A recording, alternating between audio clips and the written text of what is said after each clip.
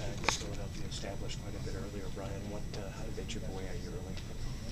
Well, I think a lot of it was that we gave them too much time and too much space, and I don't know if that was a sense of giving them respect or what, but I think anytime you give guys in this league time to make plays, they're going to make plays. And but I think after the change there, we snapped out of it and started to be a bit more aggressive and started to play with some urgency. And obviously, you could tell that the flow of the game had changed at that point. So just a reminder, that's the way we got to play. And when we play that way, we're pretty effective.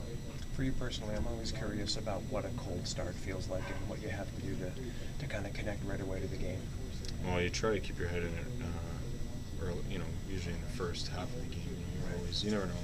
I mean, it's one of those situations where an injury can happen, or you get the sense if there's a chance to make it called upon. So that's part of the job, is that you got to kind of stay ready, keep your head in it, because you just never know. Short-handed goal always gets the team fired up. You get two big ones, one with the second, one with the first, and then a penalty shot. Yeah. It gets real jolting.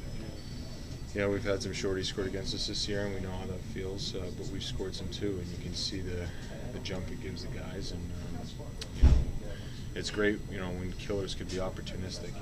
Oftentimes you might get a chance, but to bury it is a whole nother story. So it was a big goal late in the first. To cut it to 2-1, especially under a second left, and then the penalty shot goal was big too. So, but unfortunately we fell just a bit short. But I think we can take some positives out of it in the sense that when we played our game, I thought we dictated play.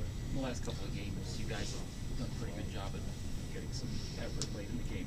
How do you try to make that happen for 60 minutes instead of just trying to push it in the third? Yeah, I know, that's the key, I think, and teams all over the league do this, and you scratch your head and say, why does that happen? I don't know. I mean, some nights you might think that it might be an easy night, maybe the other team doesn't want to play a in-your-face game. I don't know, but from it, the only thing I can say is that it's a long year. There's a lot of games, and some nights you don't have it, but you got to find it somehow. You got to find a way to push through that. And it seems to me when you're dealing with competitive guys, when they get pretty upset and embarrassed, I think that's when they start to respond. And I think that's oftentimes why you see teams respond when they get down by 3-4 goals, because there's pride.